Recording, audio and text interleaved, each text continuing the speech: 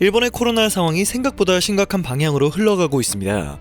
5일 NHK와 지지통신 보도에 따르면 일본 정부는 수도권 도쿄도와 사이타마현, 지바현, 가나가와현 등 4개 지역에 이르면 7일 긴급사태 선언을 발령할 것으로 보입니다. 발령 기간은 한 달을 상정하고 있다고 하는데요.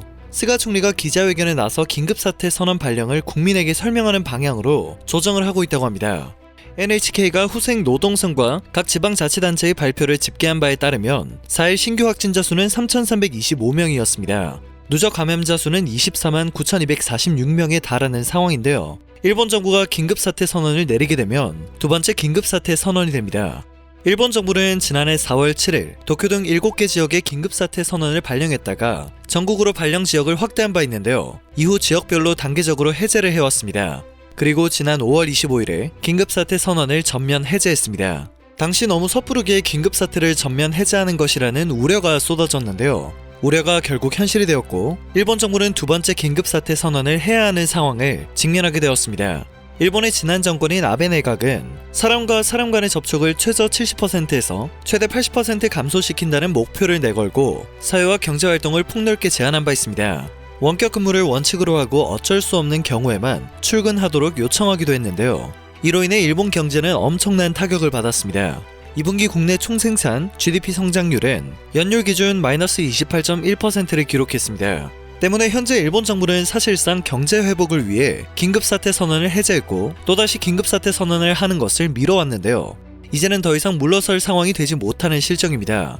일본인들은 이러한 결정에 절망적인 반응을 보이고 있습니다. 결국 비상사태 선언이 주는 의미는 음식업계와 고투 트래블의 진짜 무기한 연기 같다. 관광과 여행업에게 절망사태 선언이라는 느낌이다. 백신이 들어와도 접종 완료 시기는 한국보다 늦을 거라던데 적어도 기한은 알려주고 비상사태를 선언해라 라는 반응들이었습니다. 의외로 극우 세력들의 휘황찬란한 댓글들은 온데간데 없어서 조금 놀랐는데요. 현 정권을 부정하는 반응들이 팽배하고 있었습니다. 미국이나 프랑스 등 먼저 백신을 받은 나라에서 백신 접종 속도에 차질이 생긴 것도 스가 총리의 애를 타게 만든 것으로 추측되고 있습니다. 백신을 일찍 받아도 일본의 시스템으로는 답이 보이지 않는다는 우려가 팽배한 상태이기 때문인데요. 실제로 일본의 백신 접종 시스템은 문제가 많다는 지적을 받고 있습니다. 지난달 일본 후생 노동성은 원칙적으로 각 주민이 주민표가 등록된 기초지방자치단체에서 백신을 맞도록 한다는 방침을 공표했습니다. 백신 쿠폰을 발급하고 희망자가 지정 의료기관 등에서 백신을 맞게 한다는 방침이었습니다. 그간 일본 정부의 코로나 대응에 비춰보면 이를 실행하는 과정에서 시행착오가 생길 가능성이 매우 높다는 것이 전문가들의 의견입니다. 많은 의료기관과 당국이 확진자 발생 현안을 여전히 팩스로 취합하는 탓에 오류가 반복되고 확진자 수가 수시로 변경되는 일본의 실태에 비춰보면 백신 접종 과정에서도 혼란은 불가피할 것으로 보입니다. 또한 일본 정부는 한국과 중국 등 11개 국가 및 지역을 상대로 인정하고 있는 입국 규제 완화인 이른바 비즈니스 트랙을 일시 중단하는 방향을 검토하고 있는 것으로 전해집니다.